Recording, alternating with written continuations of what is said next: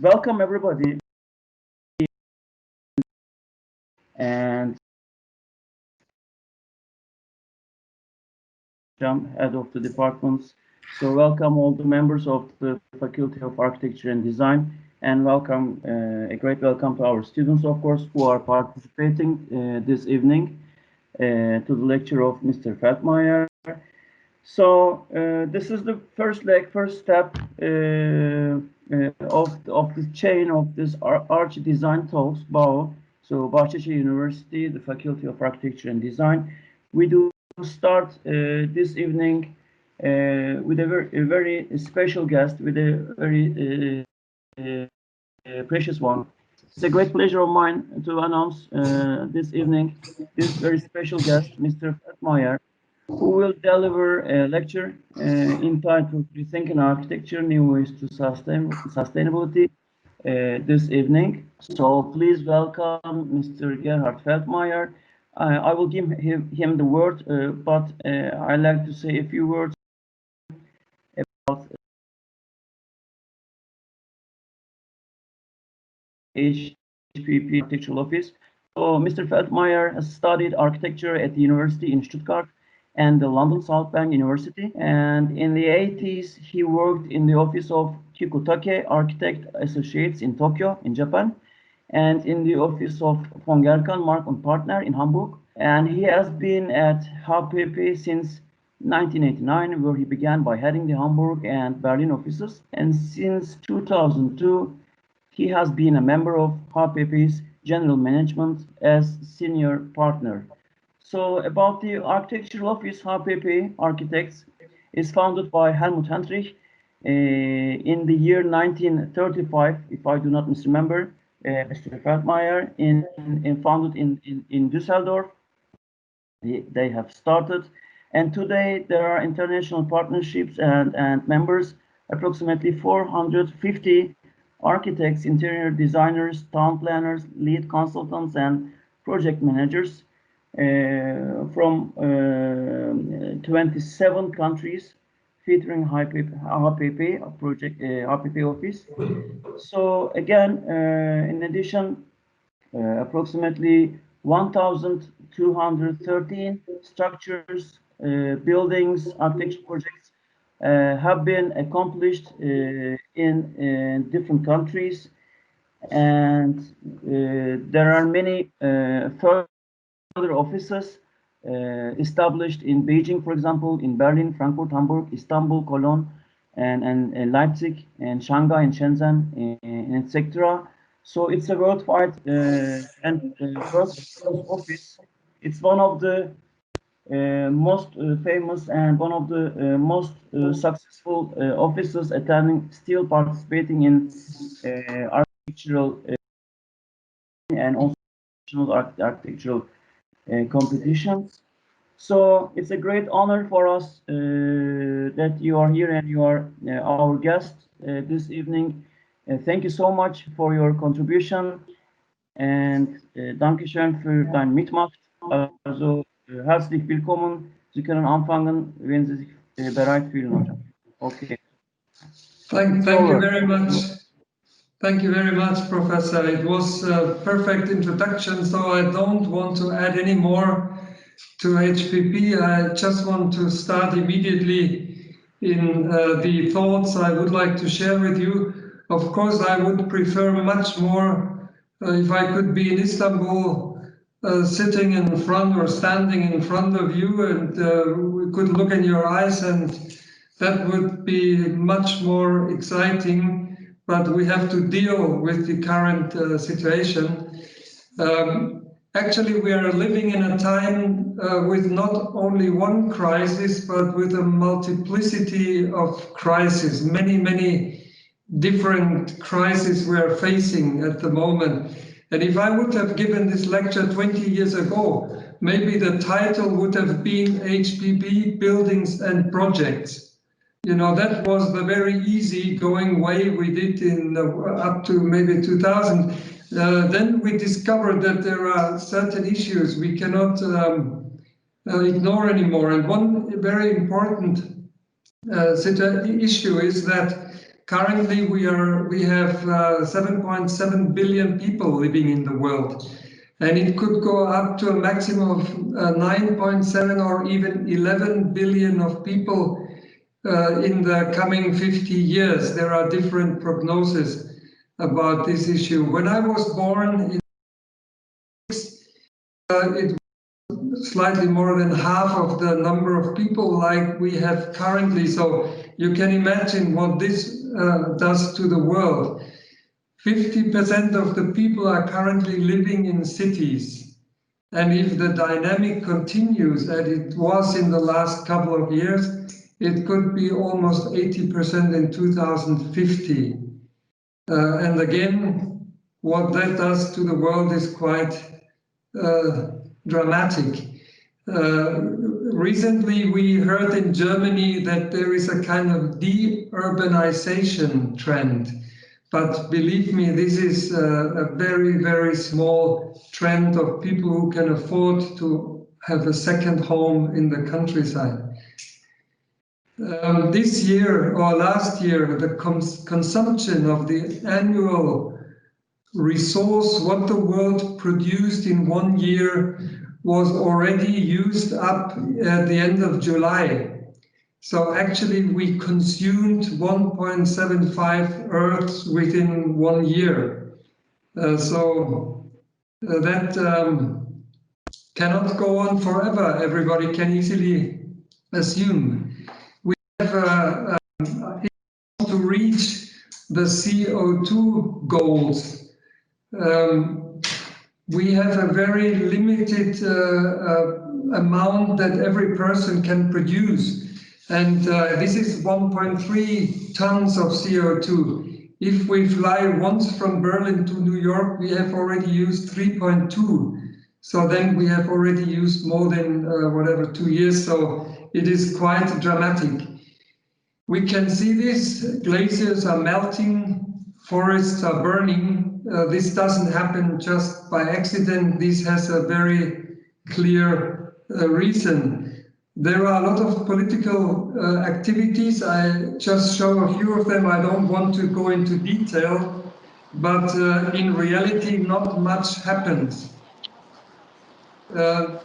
German federal government even set targets for construction industries, a limitation of 70 million tons of CO2 until 2030. Currently, we are producing 180 million of CO2. So we have to do a lot, and construction industry has or can have quite a big effect on this whole situation. Construction industry produces about 50% of the waste. That is very similar all around the world. Roughly 50% of the waste is produced by construction industry.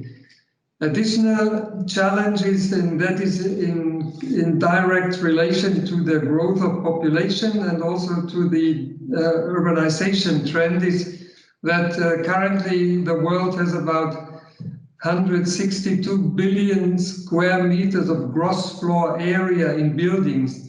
That could go up to 230 billion square meters. So I think a lot of for architects, but in terms of resources, in terms of climate, is another question. 8 billion tons of concrete is used currently in the world, which means almost 2 billion of tons of sand. And at least in Germany, but also in many other parts of the world, actually sand is a resource that is not unlimited available. It's a shortage of sand in Germany. We have to import sand. So what kind of effect does it have on architecture? Of course, we could say we don't produce any more CO2. We return to the forests like in Stone Age or whatever. But we believe that we should start a creative process, not in reducing primarily also reducing, of course, but not only and not primarily, but we should develop technological and system intelligence solutions in order to improve the world. One big thing, of course, is producing the energy with natural resources like wind and sun, but not gas and oil, which is, I think, one of the most important issues. Neo-Ecology is an expression that comes across now very often, and it means that we have to connect ecology and economy. These things cannot be pushed forward separately. It only works if they are harmonized, if economy and ecology is one, and it's to the benefit of people, of course, in the end. Design, architecture and urban planning in my time when I was educated was primarily a design issue. You know, when we got a task, we immediately started to designing, and that is not really the right approach anymore. We have to think about a concept first, and if we have a conceptual approach, we can start designing. We have to deal with, we have to see buildings more as organisms, not so much as a machine anymore, until, well, Le Corbusier said a house is a machine. It has to fulfill a purpose. If it's residential, it's a residential machine. That is what he said. But we believe that we have to see buildings more as organisms. Buildings have to be resilient. Buildings have to act as power plants. They have to produce more energy than they consume. They have to deliver to biodiversity, because I don't know how it's in Turkey, but here in Europe we can see clearly that we have far less insects anymore than we used to have decades ago or years ago. And we have to look at buildings as a material depot. In buildings there are a lot of resources which we have to make accessible for future use. Resilience is a very important issue. We could clearly see after Corona that we have to be able to adapt buildings according to surprising new necessities. In Germany, we have now regulations which come from the cities mainly, which are politically motivated, to see buildings as organisms, to see buildings which have on the roofs and the facade a certain degree of greenery, and that is quite high actually in some cities. When we did projects in Turkey, they paint the roofs green, but it's not actually green. It could be real green, you know, with plants. I don't want to go into the details, but these are issues we are suddenly have to deal with when we start projects. And of course, all of you know these landmark buildings, which are maybe, you know, not possible to do this in every building, but they give you the sign which way you have to follow. And Bosco Verticale certainly needs a lot of maintenance, was very expensive, but there are different layers which we can also use in every design task we are doing. And if we do that, it will be a contribution to biodiversity. In Düsseldorf, there is currently almost completed this building, and I couldn't give you the best picture because it's protected. They are not allowed to publish it now. It's by a colleague of mine, Ingenhofen Architects, who designed the biggest European green roof ever, and it's one of the biggest in the world too. And it has 30,000 plants all over the building, on the roof as well as on the facade facing the Opera House and the HPP building, Dreischeibenhaus on the left. And this is 8 kilometers of plant on one building, and it is about the equivalent of 80 fully grown trees, which actually helps the climate in the close-up surrounding of that building. It can reduce heat island effects quite significantly. You know that in cities during the daytime, you have 2 to 3 degrees higher than in a park, even within the city if it has a certain size. And in the nighttime, it can be up to 10 degrees if you have compare a densely built urban context to a green park area. That is quite dramatic. Also, greens, of course, evaporate water, which is creating this reduction of temperature. And it can, of course, also reduce the dust in the air. And we also have green within the building. And it has not only this effect that it is, of course, reducing the dust, reducing the noise. It also has a psychological effect on people, and health is the big issue that we are dealing with within buildings, and we made some monitoring of buildings, comparing a building from the 1960s, 70s, where these health issues were not regarded at all, with the current concept of a town hall in the Netherlands, and they have reduced the sickness rate of their people by 70%. So architecture can really have a very positive effect on also these issues, health issues. We recently did a competition in a city north of Düsseldorf for an extension of the city administration. And they require that the building has to produce more energy than it consumes. Unfortunately, we only won second prize out of around 20 offices invited, but we still are proud of this result, and we believe that we can use the lessons learned in other projects so that the surface of the building, the facades, have to be organized as a kind of power plant. And if you ask me now, of course, where's the green?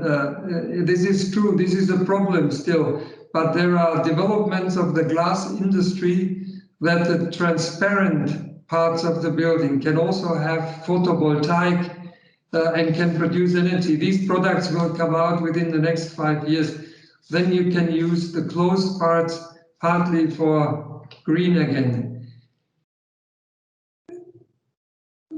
Again, there are some, of course, other sources where we can use energy. We can use, of course, energy by geothermal energy, photovoltaic, intelligent coatings, wind, and we can integrate this in the umbrella of a building.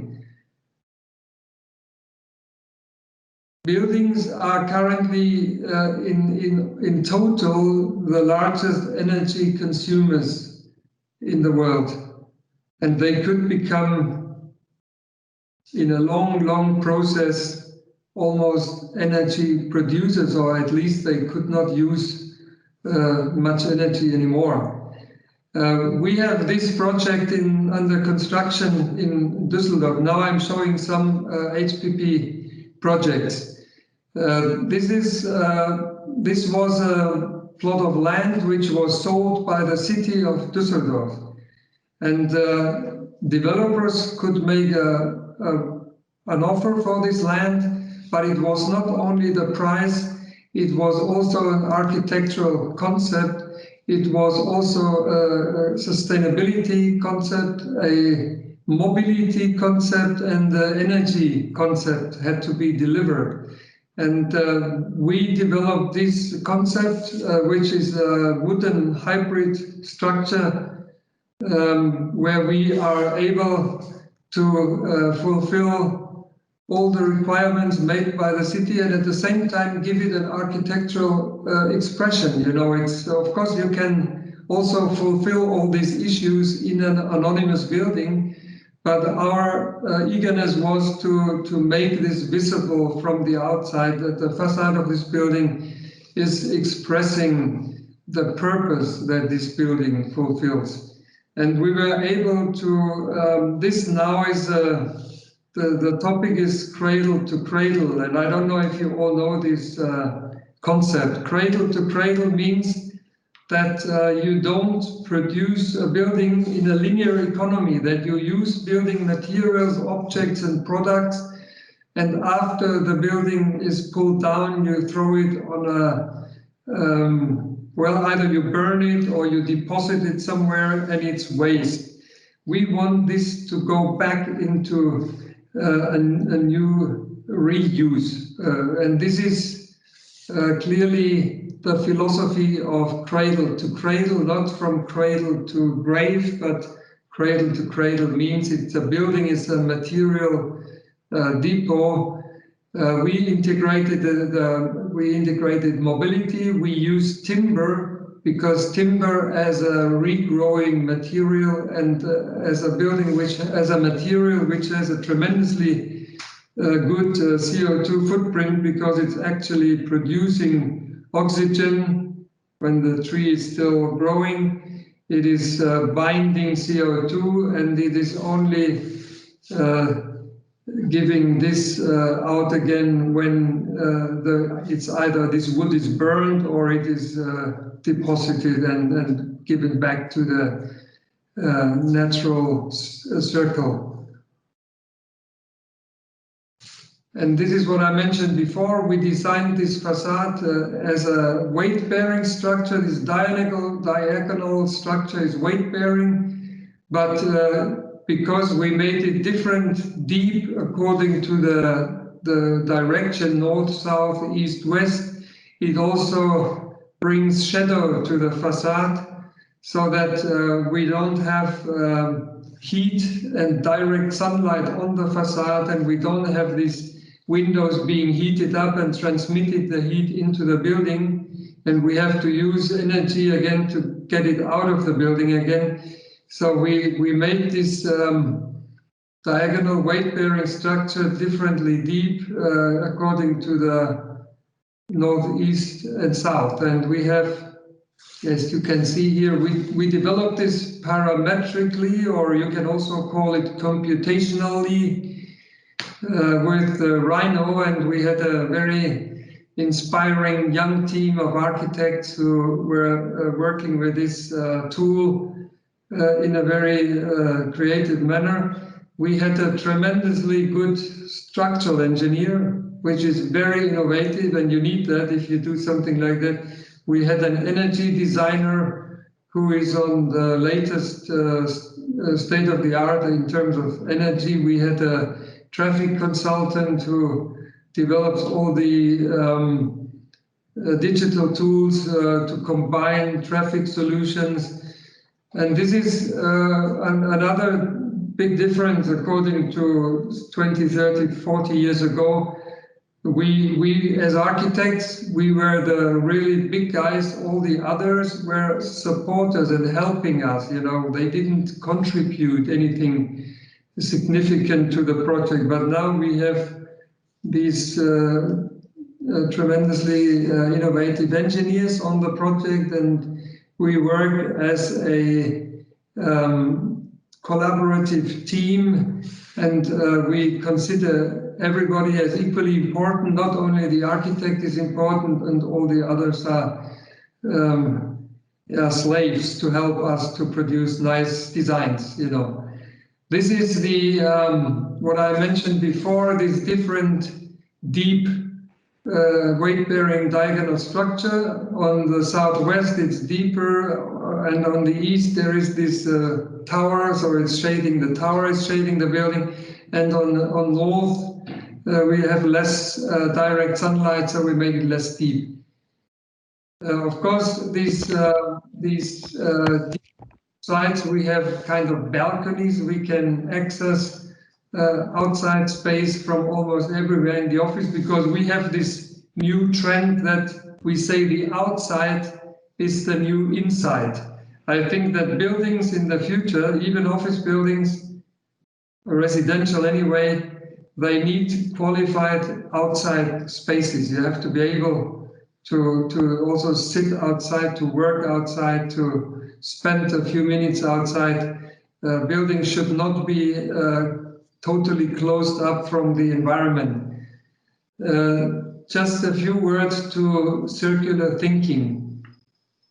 Circular thinking is, of course, not only in building, but if you look, for example, at car industry, they have a very, very high rate of recycling a car. You know, it's up to 80% of a car can be recycled.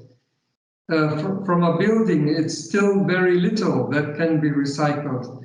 But this C2C strategy aims to that you produce a building that can almost be 100% recycled. And we have two circles. We have the biological circle. We produce, a material is produced to a product. We have a use phase, and we have a biodegeneration, producing nutritions which help plants to grow, and this cycle can go on forever. This applies to biological, to materials like wood.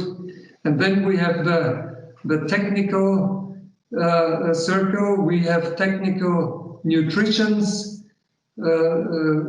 which we get out of the earth, you know, which we take, which I said before that we already used everything at the end of August, and then we make products out of that. We use these products after they are not used anymore. We can disassemble them and put these technical nutritions back in the circle. So we don't have to produce waste. We don't throw away anything. That is the philosophy.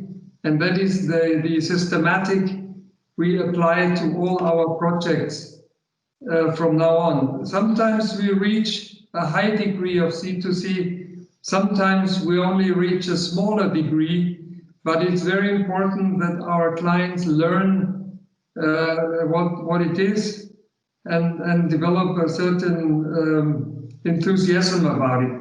And I'm very sure that even the finance industry will not finance buildings so easily anymore which don't follow these rules, because big companies have environmental, social governance rules, and they will not rent buildings in the future that don't fulfill a certain degree of ecological correctness.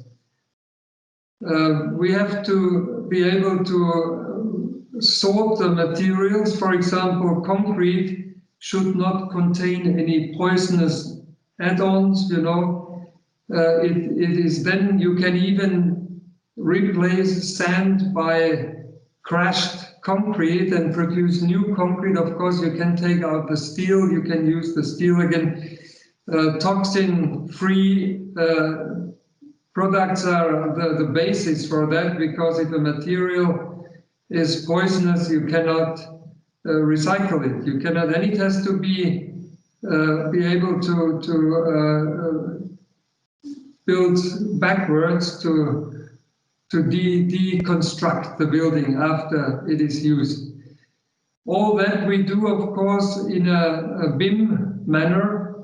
We use Revit and I know that in Turkey, since we have the office in Istanbul, I know that Turkish architects are very, very highly qualified in terms of 3D and Revit and BIM, and of course you have some advantages because there are not so many different software solutions on the market. You are pretty much on Revit as far as I understand, and in this respect I think that Turkey is advanced even, or not even, but is further in the process, advanced compared with Germany.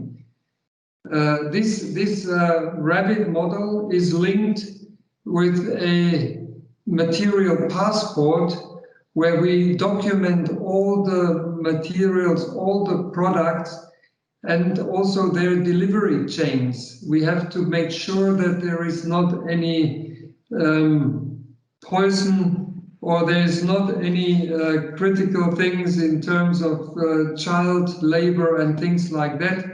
And then this material passport becomes part of a so-called Madaster, which is a material cataster. This is where all these products are linked to the world market prices of these products. So at the end, we can actually say anytime the value of the materials in the building. And we can say this now, but we also can say it in 10 or 20 years when the world market prices for many materials might be much higher and much more precious. So we believe that in a couple of years or in 10 years, if a company wants to pull down a building, they don't get paid. They have to pay for the resources they take out of this building. And we have a very big trend in rediscovering wood in construction industry. The government has developed a regulation that all government buildings you have to build as much as possible in wood in Germany from now on. And if you look at wood, you see that the CO2 footprint compared to concrete is tremendously better. But I believe we have also be careful not to exaggerate, because if you exaggerate, if you say every building has to be in wood, even high rises, we might have another very serious problem that woods are worldwide cutted down, and we discovered this in other politically organized changes. You know, as soon as you interfere in market mechanisms, it also leads to negative effects. What we believe, and this is now a view from our project Cradle Inside Out, we believe that wood has certainly psychologically a good effect on people. I mean, I know that Turkey has a lot of wonderful wooden traditional buildings, and I'm sure the step back to wood is also easy in Turkey.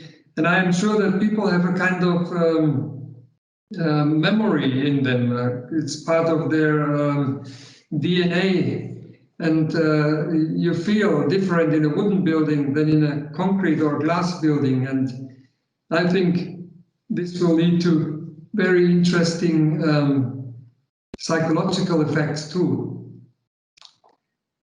But the material wood is not the first time in our focus. Now it's in everybody's focus, but we have already in 2011, we have designed, we were asked to design a car park for the zoo in Leipzig, the city in East Germany.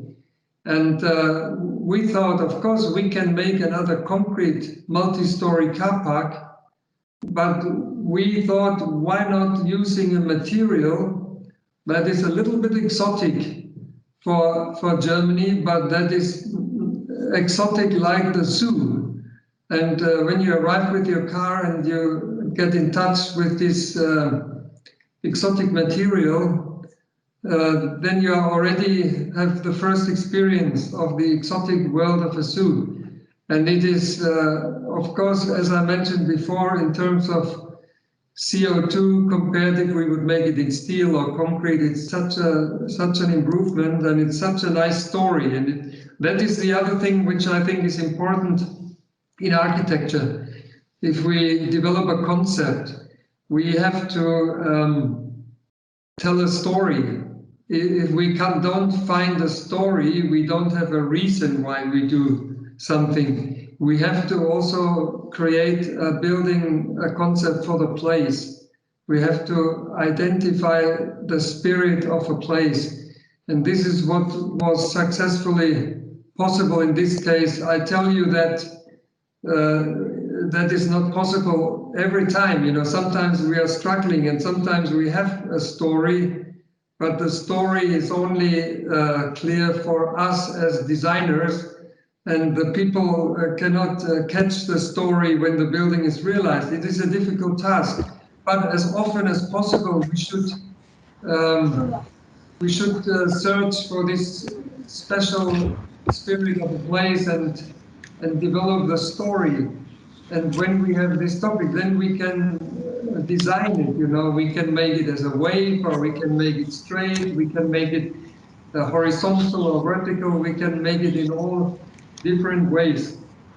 One of the most famous buildings of HPP from the 1960s is the so-called Drei-Scheiben-Haus in Düsseldorf. And this is also a listed building in the meantime. And it's maybe the most strongest expression of the era when Germany after the Second World War was stepping back to normal and have this tremendous growth of the 60s. This is representative of this era in Germany, so that's why it was listed. And, also cradle to cradle, because we don't pull it down and create a lot of waste. We reuse the structure. We of course give it a new, all the technical systems are of course new, the facade is of course new, but we keep the structure. And this building is in the most prestigious areas of Düsseldorf, in the center, close to a park. And this is a picture from the original time when it was originally built. And this is also very close to this time. Actually, at that time, there was a flyover because they were believing in the 50s and 60s that traffic is the most important thing that has to be solved. And of course, since the cities in Germany were destroyed in the Second World War, it was easy to make big traffic, big streets and big bridges, and traffic was privileged highly. Now we have the opposite trend.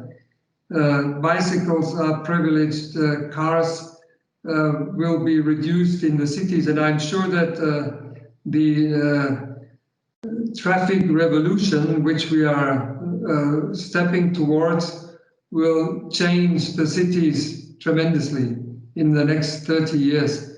This is again a view of this very simple. It's 3 slabs, but the proportions are elegant.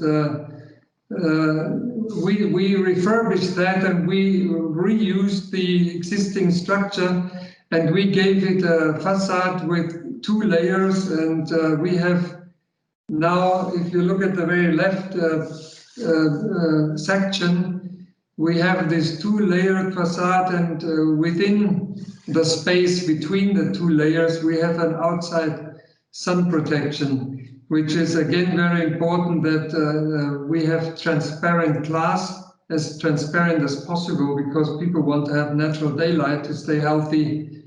And at the same time, we stop sunlight hitting the window directly and transmitting heat into the building. This is of course necessary because it's a taller building and the wind would be too strong to have these outside louvers to protect from direct sunlight. What is also important, and what we also was our concept when we did AnED Tower in in Istanbul, our first project. We somehow took the Dreischeibenhaus in Düsseldorf in a very different way.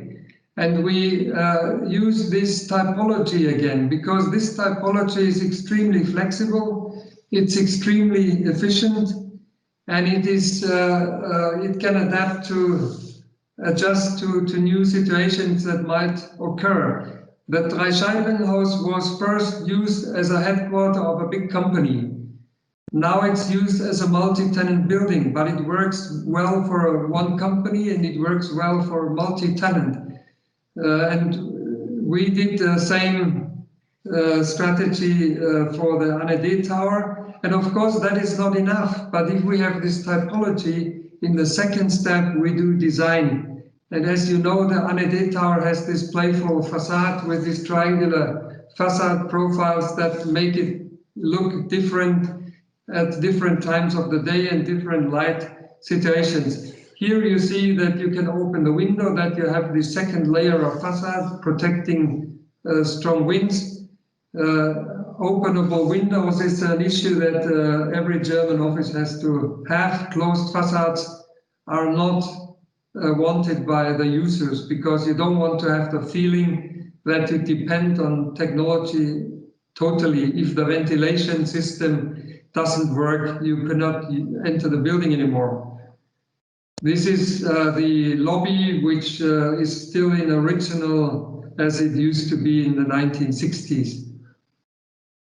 This was a highly decorated building. In the meantime, we got a lot of prizes for that solution. Another important trend is that, also accelerated by Corona, is that office and home worlds are mixing.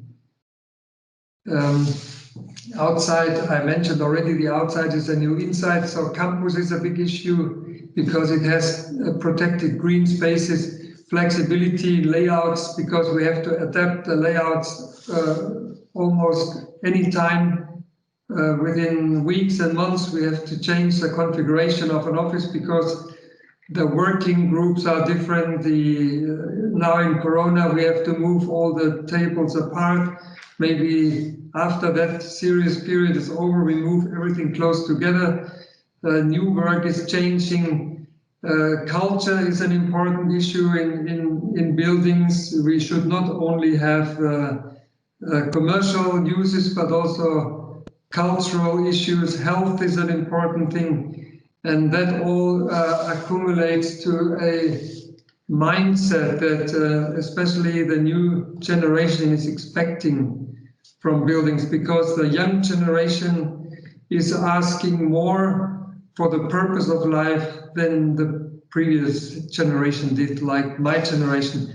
We are currently doing this building. It's under construction. It's a big office building, 60 meters tall. And since the plot of land was extremely limited, our concept was to develop a three-dimensional campus. And we have around the building, it's a triangular building, we have all around these atriums that are connected via helix. They have different functions in these atriums. One atrium is more for events, for inviting guests. One is like a cafeteria, or one is like a fitness center. And we also have on 2 levels a roof garden on this building. The outside is the new inside. Of course, we are not in such a lucky situation as Istanbul, where you can be outside a few months more than we can in Northern Europe. But we also can use outside spaces quite successfully. Communication is another important issue, and communication is articulated by vertical circulation, is articulated by visual contact, is articulated in atriums and multi-story spaces within buildings. In this case, we have a hybrid facade. We have this double-layered facade, but not all around. We have it only in certain parts which you can see it's like single boxes, which are turned out in a certain degree, and the part in between is closed. So we have reduced the glass part, since we have rules that a building should not have more than 60% glass, because otherwise we make a very expensive facade, fully glazed, and we spend equally much money to cool it down, create interaction between people as much as possible. We also have 3 offices in China, and we discover the same trends in China, but in a completely different dimension. And also, of course, Istanbul is a mega city, and the dimension of the projects are also different in Istanbul than compared to any German city. The biggest German city is Berlin with 3 million of people, and all the other cities are, there is only 1 city or 2 cities with more than 1 million. This is Hamburg and Frankfurt, and all the other cities are small. Düsseldorf has about 600,000 inhabitants. So you can imagine the scale. In our cities are smaller. In China, it's a totally different dimension, but we have the similar expectations. People want to high qualified outside spaces. And this is also an issue. When I came to Turkey about 12 years ago, actually, to be honest, the first time, and I was extremely surprised that the historical parts of Istanbul were, of course, very interesting, because there were public spaces, private spaces, narrow streets, a hierarchy of streets, squares, and in the modern parts of the city, there is no space anymore. It's only buildings all over the place, and some exceptions, of course. Always, I'm definitely exaggerating, but I think the spatial quality of the traditional city, which is, of course, a European city, there a lot of things got lost.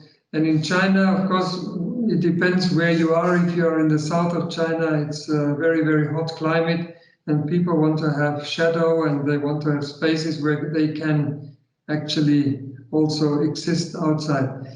You might know our biggest project in Istanbul, Anne de Pastel, and our main goal was to build on the perimeter of the project, of the land, because if you build on the perimeter, you create spaces, and you are able to create open spaces in the inside, because if you build once all around the plot of land, you have already fulfilled quite a big part of the square meters you have to deliver, you know. And then we have these 4 towers which form a kind of urban space, and we have this quite highly qualified. I'm really proud about the quality of the exterior spaces. People can actually walk around in their community. Children can play outside. Parents can watch them from the balcony, and we created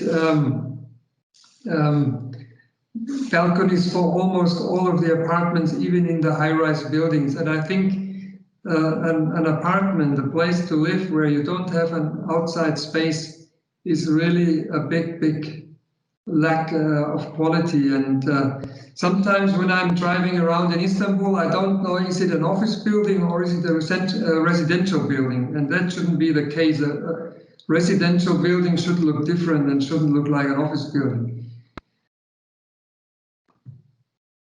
I mean, that is almost unbelievable. It looks like in a village, you know, and it's big. Maybe this looks a little bit arranged, but it shows what would be possible, you know, if you live in such an environment. And this is what we are very proud of, that we were able to deliver that kind of quality. I mean, we are still learning. We are learning every day. And of course, we are also learning from Istanbul. We are learning from other cultures. We are learning from people. We have benefit from exchange. We don't have the intention to make the world better because we know everything. We don't know everything. We have to learn every day. We need input from all sides, and then we can produce something together. This is our philosophy, co-creating rather than telling people what is the best. And finally, I would like to say that if we would get the whole world, all the products in circular economy, we could reduce the CO2 by 70%, but that will take a long time. That's a long way. So that was it from my side. I hope that I could give you some of my ideas, our ideas of the HPP philosophy and concept. Thank you very much. Thank you very much, Mr. Feldmeyer, for this fruitful presentation, including many details and architectural words and urban messages. So maybe we can continue with question and answering. So if there is anybody who wants to ask any question or contribute, you can raise your hand or you can directly speak.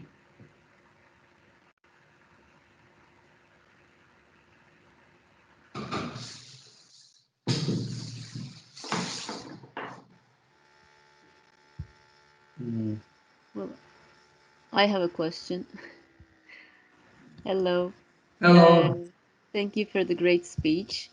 I wanted to know your opinion about the future of the material timber. Yes, I mean, as I told you, since timber has a lot of big advantages, you know, it is the footprint if you construct with timber is very, very positive. It's a material that you can grow. It's not something and if you use it and if you don't put poisonous paint on it, for example, or to preserve it, then you can reuse it easily. And even if you don't reuse it, even if you burn it in the end, you know, it is only setting free the CO2 that it was binding when it was growing. So it's even then it's in the ratio, it's still a positive material. It has some disadvantages too. Because you need more, for example, more ceiling height, because you cannot go through beams with some installations. It's a big challenge in terms of noise and sound insulation. But I think we cannot use it for everything. I mean, there are some people around who would say that we only build with timber in the future. I believe it is a good material for certain buildings and especially, of course, for lower buildings. Of course, there are some high-rise projects around too, but I believe that it's mainly used for lower buildings or for, you know, on the residential, of course. We also believe that it's a good material for residential, but we should not exaggerate because it's also difficult to have enough wood available, and if your wood trees in the forest are also very important for the climate of the earth. You know, we should also make sure that we replant and we don't take more than we take.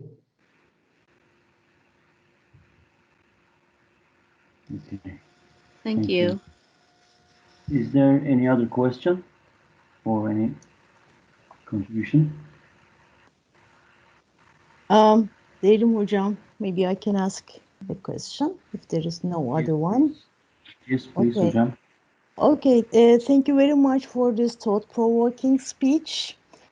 Forgive me if I miss the point, but I just want to ask about that co-creation concept that you mentioned at the end of your speech, actually. You know, that co-creation or co-designing, you mentioned that we need co-creation. Yes. It involves actually at the beginning an intentional taking the participation of the user. And I wonder if have you ever incorporated in your works user participation or participatory design strategies? Yes. That's the question. Thank you. Very good. I'm sorry that, of course, even in English, I'm not as good as I could explain things in German, because actually I'm also using English only occasionally. But I'm really thankful that you asked this question, because actually just today we had a meeting with our partners defining or sharpening our communication strategy. How do we want to approach potential clients? How do we want to describe our approach? And actually, we got a presentation from one of my partners and from our PR department, and this approach of co-creation is actually has developed in our office over years. And for example, we once presented a project to the city of Freiburg, a big stadium for a soccer club, for a football club. And the president of this soccer club said after the presentation, he said, HPP are the first architects in my experience who listen to me. That's very cool. And we believe that if we are not able to lead a dialogue with our client, if we don't make effort to understand what he needs or wants or what his people need, then we are lacking, we are not using the potential which is around, you know. We really believe strongly, and my predecessors, you know, the founder of HPP, they said, we are the architects, we know everything.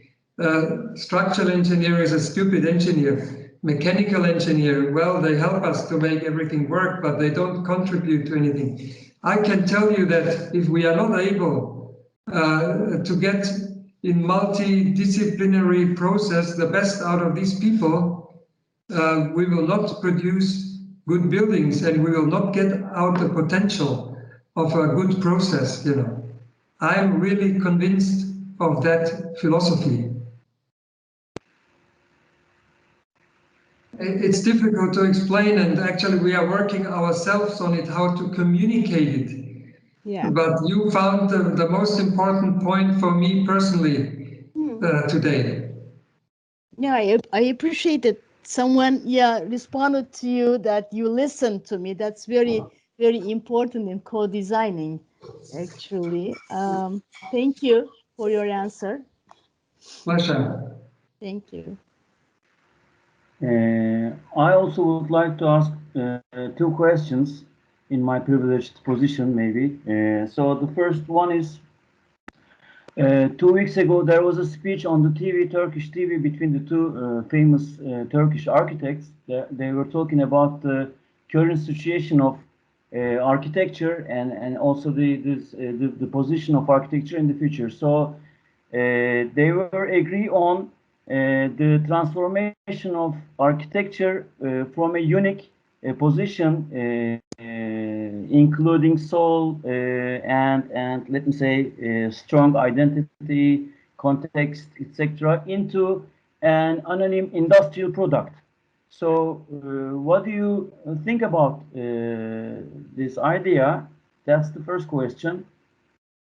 And should I continue, or maybe you do answer? I'm not sure if I fully understand it, but you say what the architect and the investor how can the architect produce something according to the requirements of the investor? Or what was it? Yes, they are mentioning that the architectural project, building or the whatever it is. So it is turning to be an industrial product with lack of context, space, environment, surroundings, identity, culture, and etc. So maybe it's a kind of a cooperation with the Melahat Hocam's question. So it's what is about this transformation or the transformation process? Well, this would be a disaster if that is true. This would be a total disaster because I think that these cultural, social, I think the building, for example, the social responsibility is one of the biggest things, you know, it's one of the most important things. Public space is one of the most important things. If we do I was in a jury recently for a new building also close to our office on the harbor of Düsseldorf. And this land is also sold by the city. And they told the developer he has to offer space in the ground floor for public use. Not even he cannot even rent this space. He has to give it for free to the people living in this area. There is an old rowing club, and this rowing club, they get their clubhouse in the ground floor of this office building, and there is a rowing club restaurant, and there is things like that, you know. So I don't believe that architecture can be successful if it's an industrial product, a machine-made product. If it doesn't fulfill social requirements, environmental, ecological, cultural, and so on and so on. And this is this is taken serious by most of the developers we are now talking to. They understand, and even the value of the building. You know, we calculate the value of a building. A bank calculated what is the cost and what is the income from that building. That method will disappear in the future. There will be other levels of value calculation. These are the ones I mentioned before.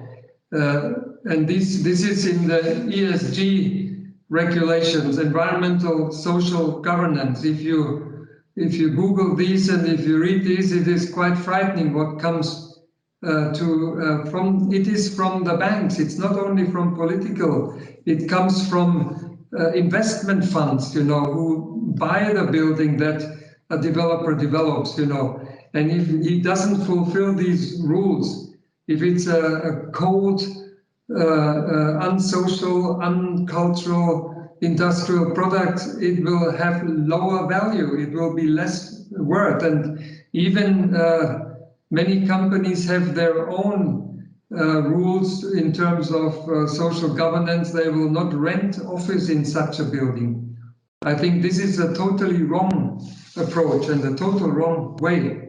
Of course, there are always single developers around. I talked to one developer a few weeks ago, and I explained to him the cradle-to-cradle approach. And he said, such a stupid thing. This is something my grandchildren can take care of, you know.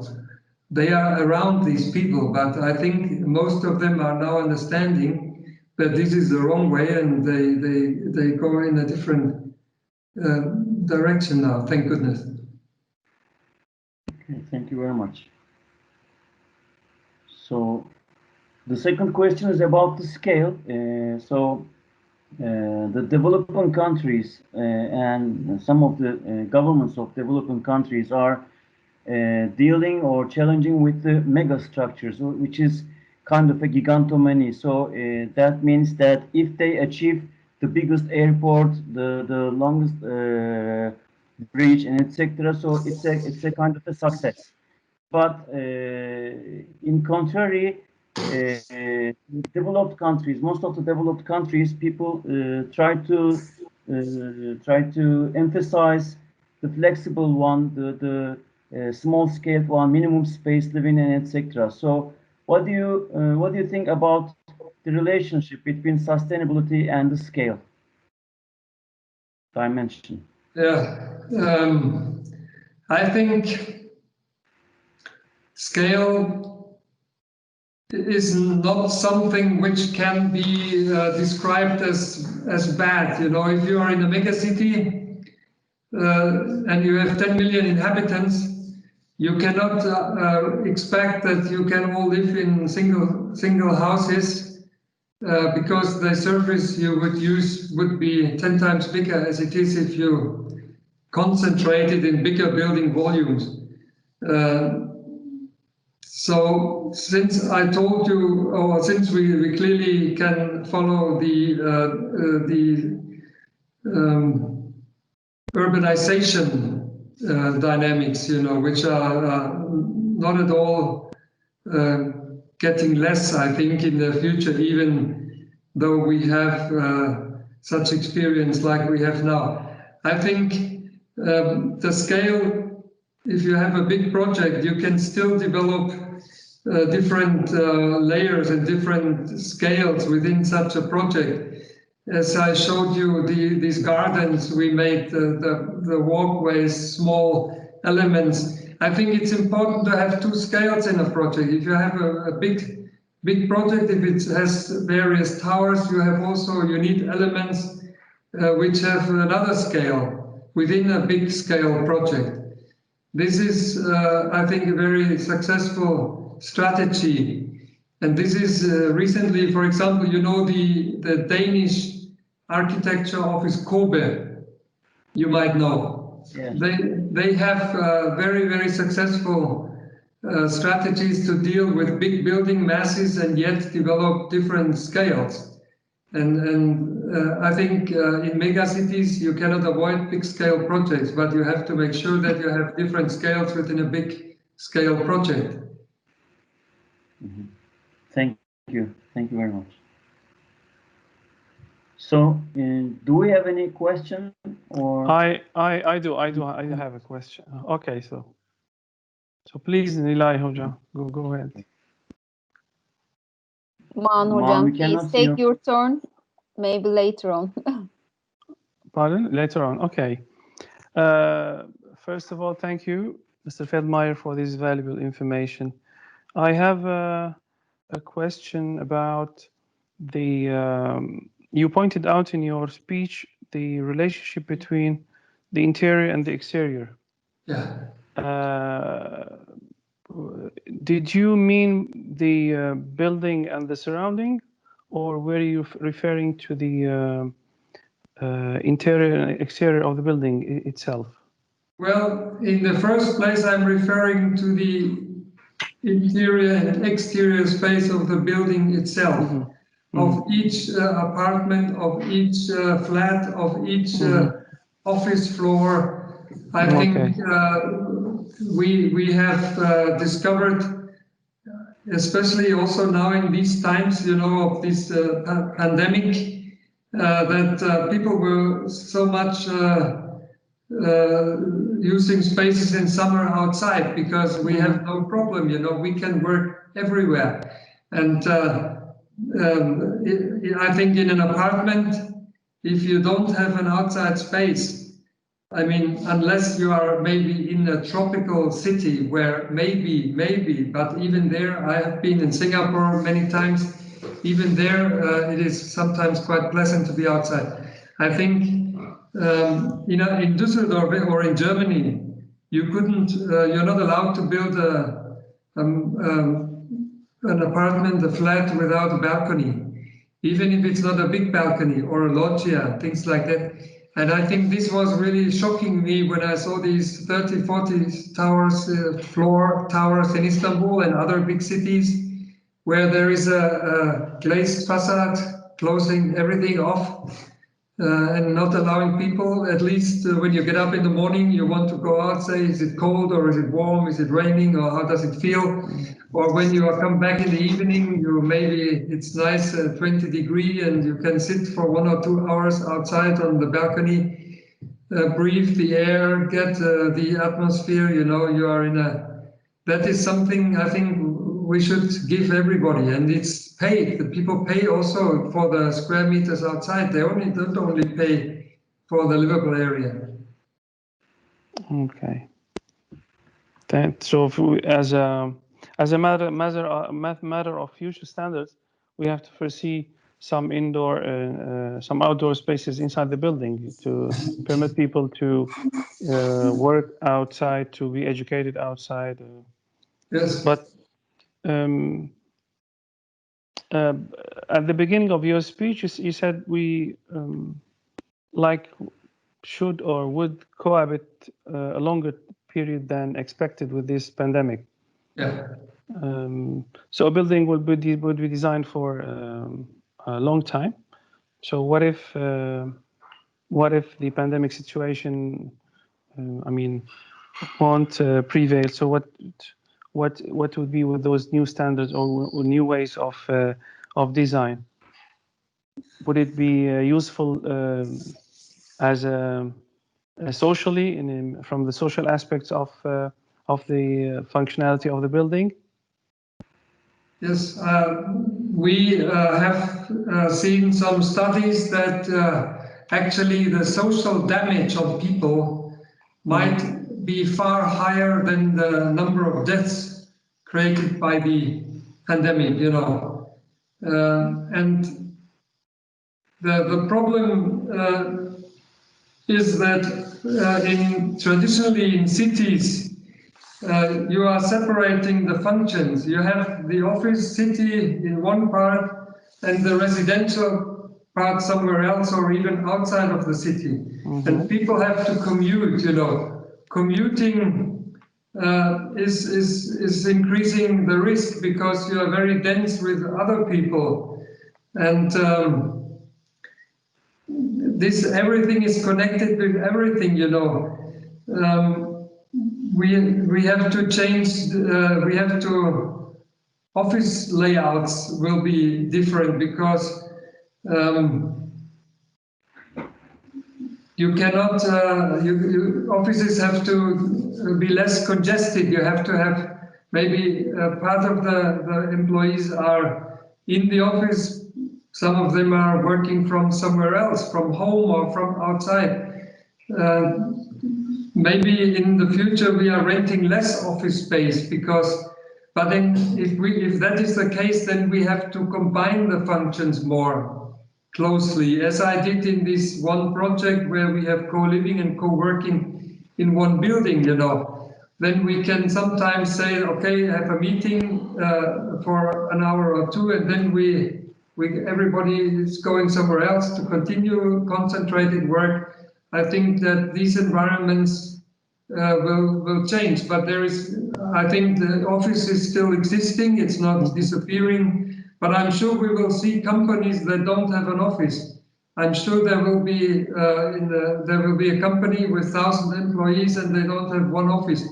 Like, for example, Uber is a taxi company without a single taxi, Such things might on the extreme side happen, but I think office buildings are still required, but they have to be more flexible, more adaptable, more changeable, and they have to be more social places. There will be the places of interaction, and they have to also have maybe additional functions like health, like sports, like culture. We believe that all these functions will be mixed far more intensively than they have been in the past. Okay, thank you very much. Thank you. So, any question? Devrim Hocam, if you allow me, in fact, My question was very similar to Maan Hoca's. As you know, the pandemic conditions really affected the way we use the private and public parts of the buildings, and also the relationship between the buildings and the use of public space. You may assume that we could have less traffic in Istanbul, but it is worse than before because everybody prefer to go work by private car.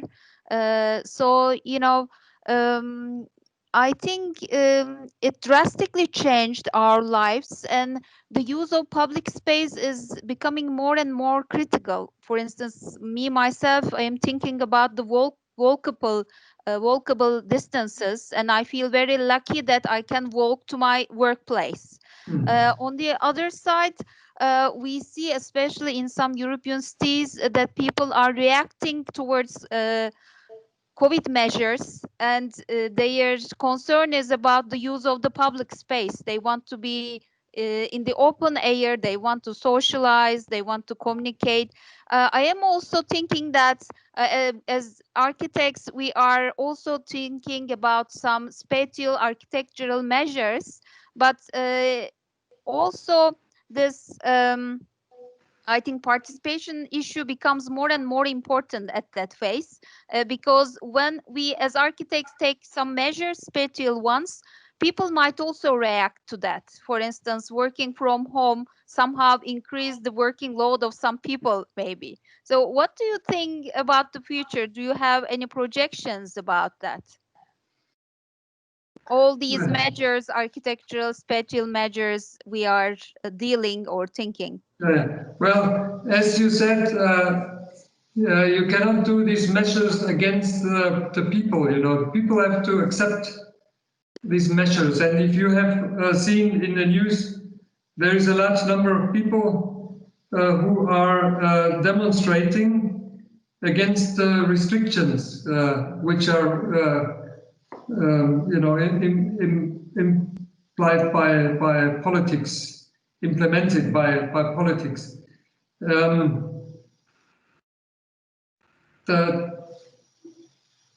As I mentioned several times before, I think we have to the focus on the quality of the public space. It's nothing new. Actually, we were talking about this also before the pandemic. We have to create valuable exterior spaces. When we did, for example, ArchiDesign Tower project, there was we got the zoning plan, and in this zoning plan, simply speaking, there was an area indicated where we can reach the highest building, you know. And normally we would, Burhan told me at that time, normally Turkish architects might build a tower on this middle of the land, more or less. And I said we should define the land. We should build 3, 4, 5-story, 6-story building along this big noisy street and create a kind of court where people can actually have the feeling it is a contained, it is a protected. This place is all places are living from their edges, you know. The functions in the edges of the place define the quality of a space, not the space itself. It is very important what is happening on the edges of the space. So I think traffic is an important issue. I think we discovered, for example, that traffic was reduced. Even still, it is less traffic in Düsseldorf, for example. I'm spending far less time in a car than I used to spend last year. And this is also quality of life. But what happens exactly in flats, if the layouts of flats will be different, I'm sure they will, because we have to incorporate home office spaces in an apartment. Not if there is a single person living, it's easy, But if there is a family living, it's more complicated. But it cannot make the flats bigger, I guess, because people have to be able to afford it. But it has to be organized more intelligently and more flexible. Many times you create a bedroom in an apartment and you sleep there for 6 or 8 hours, and for the rest of the day this is an empty room. This is not used anymore. We have to think about concepts where we convert a bedroom easily in a room we can use in another way, because we might need these spaces where we can actually close the door and have a video conference. We cannot have the dog and the children running around or whatever.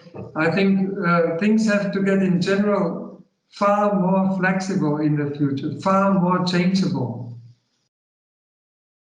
Thank you very much. Also, thank you very much for the fruitful presentation. It was very inspiring. Thank you. It's very difficult for me to do this in English because it's such a, I'm not, I'm feeling it's not actually how I have the thoughts in my mind are not easy to be expressed in a foreign language. But I hope that I could transport some thoughts and some ideas. It was very wonderful. You were very successful. Sure. But I must make you a big compliment, because when I came to Turkey first time some 12 or 13 years ago, I didn't know anything about the country. I mean, of course, I've seen pictures of Hagia Sophia and Blue Mosque and Bosporus and some bridges and things, but I didn't know the people. And when this pandemic came, we also had big discussions in our management board.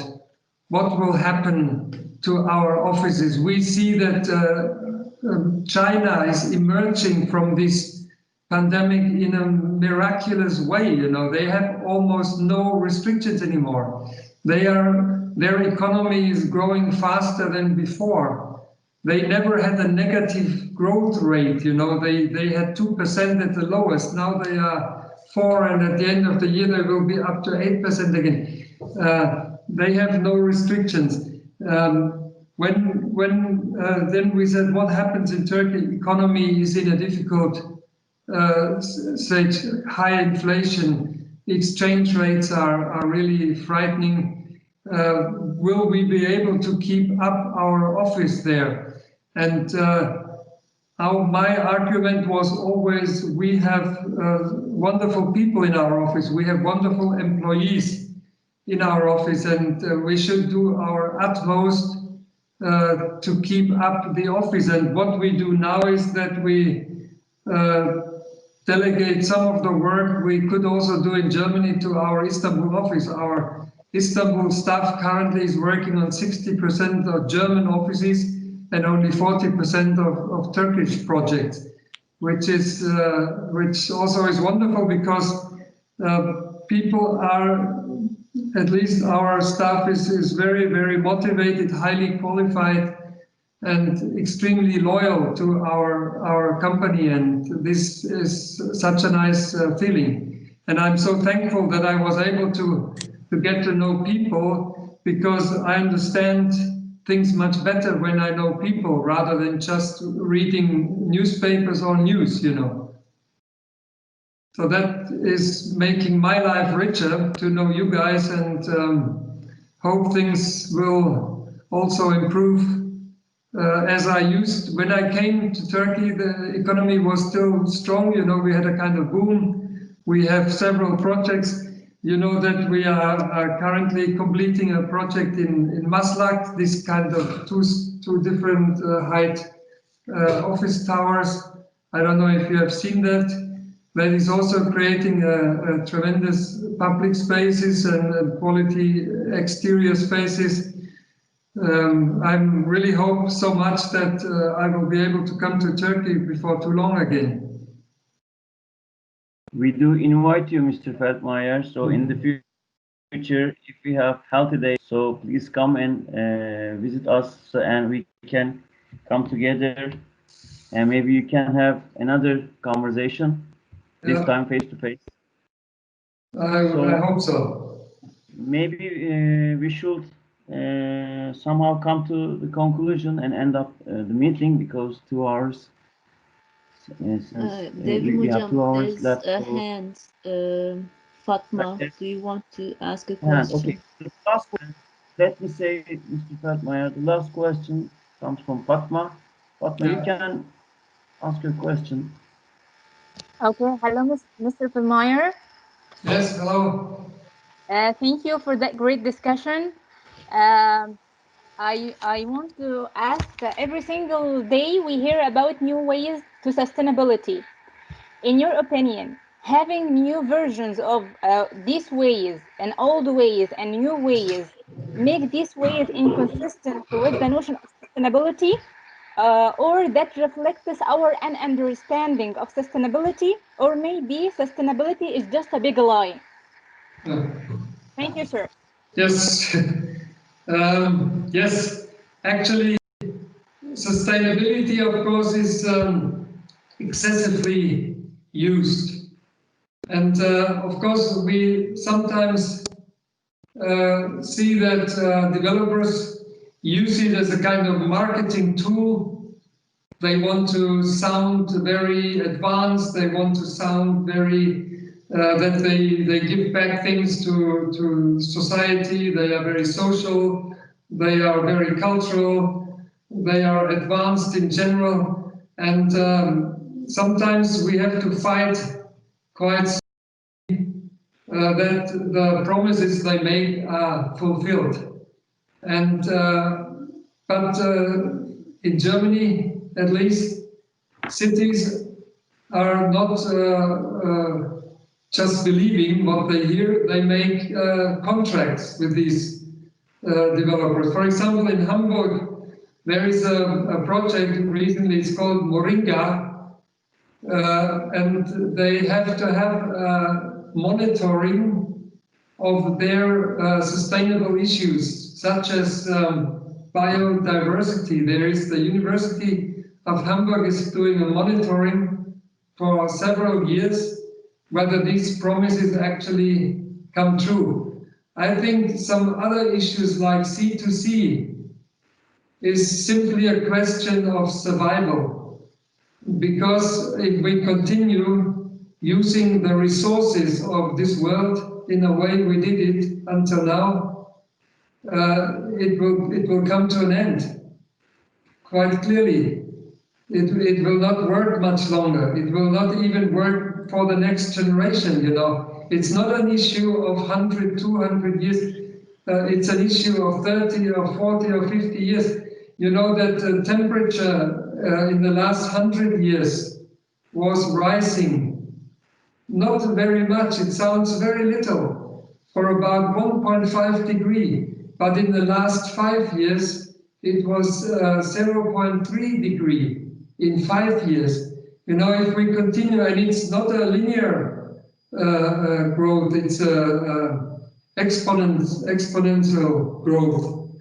So we should not exaggerate that we do everything in one project, that we make a big description for all aspects of sustainability. But I think the big things we have to do, and we have to convince our clients, politics have to convince the economy to do that.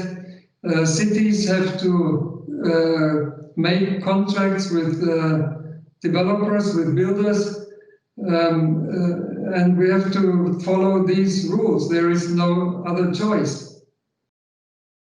Yes.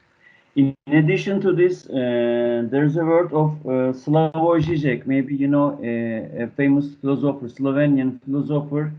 He said that if you want to talk about sustainable architecture, you should look at the favelas, slum cities. They are using natural components, flexible spaces. They are living on the minimum space. They are not disturbing territory, and they are living in a very dense settlements. So he mentioned that these are the real sustainable architecture. So dilemma maybe, and but somehow I think we should come to the conclusion. We don't make you tired. So no, it's fine. In Germany, there is every person has 45 square meters of livable space. 45 per person. It was constantly growing over the last whatever years. It's still growing. It's still growing. Actually, even I had until very recently, I thought it would be nice to have, I was talking to my wife, and my children moved out because they are students now.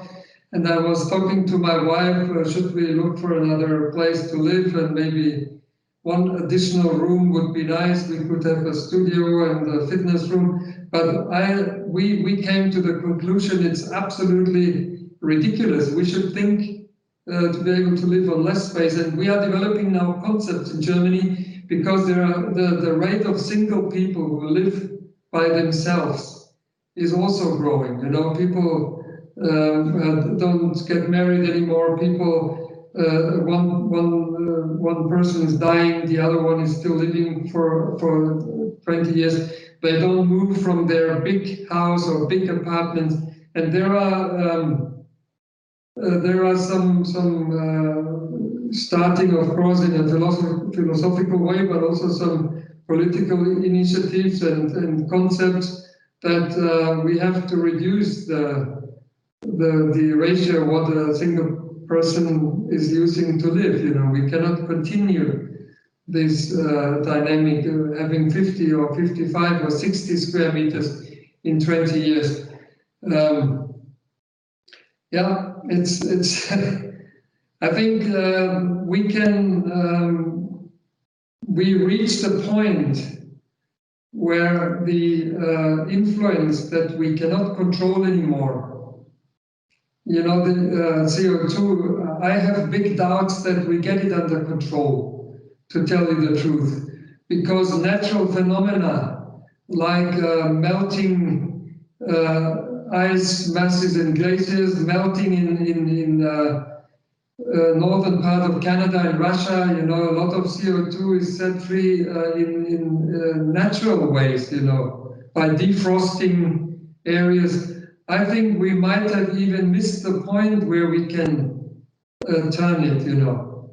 We might have missed the point. Nevertheless, we should do the utmost to improve this situation, to make it, you know, maybe it's still possible to reverse it.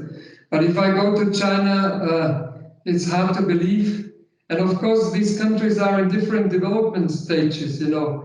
Of course, we also had the period of industrialization, and we polluted the world ridiculously. Actually, a single German person still has a bigger CO2 footprint than a single Chinese. But Chinese is 1.2 billion, you know. We are only 80 million. Turkey is similar to us. I'm sure Turkey has lower CO2 footprint than one person in Germany. So we have to do something. We cannot say, well, if China doesn't do anything, it's not worth doing anything here. We have to improve. We have to do the utmost. And architects and construction industry is really a big key. Mm-hmm. We are using 40% of the fossil resources in erecting and running the buildings, you know. This is the biggest part. Mm-hmm. And it's also exciting. We can still produce nice architecture, you know. It's not possible. It's not that it's only looking ecological and not exciting anymore. Mm-hmm. Our building, Cradle, I'm sure it will be a nice building. It still takes another 2 years until it's finished, but I'm very looking forward until it's finished. Okay, we are also looking forward. So, if there is no additional comment, maybe we can come to the conclusion, if you don't mind. Yes, sure. Thank you very much, Mr. Feldmeyer, for this valuable speech and your contribution, your collaboration, your honest cooperation.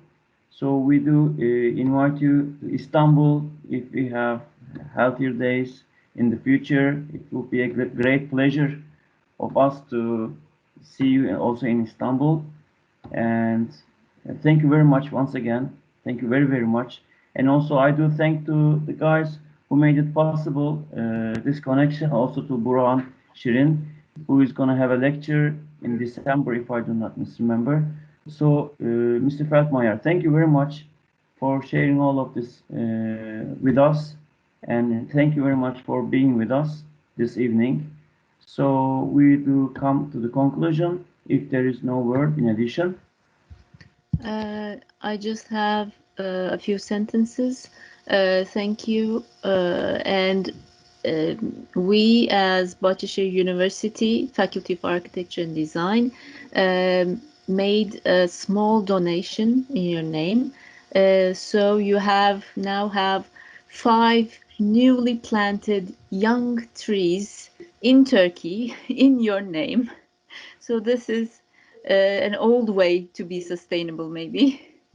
But we appreciate you coming, and we appreciate you giving this great speech. So thank you. Thank you very much. I appreciate this initiative very much. And this is truly what we have to do. And if everybody does that, I'm sure things are getting better. Yes. And thanks to all of you. It's always good to share thoughts, and good luck in this pandemic situation. We will face better times, and I'm really looking forward to meet you as soon as possible in Istanbul. Thank you very much. Yes, we will stay in touch. Thank you very much. We'll stay in touch. Thank you. Bye-bye. Bye-bye. Bye-bye. Goodbye. Thank you. Goodbye. Emine hocam, siz misiniz?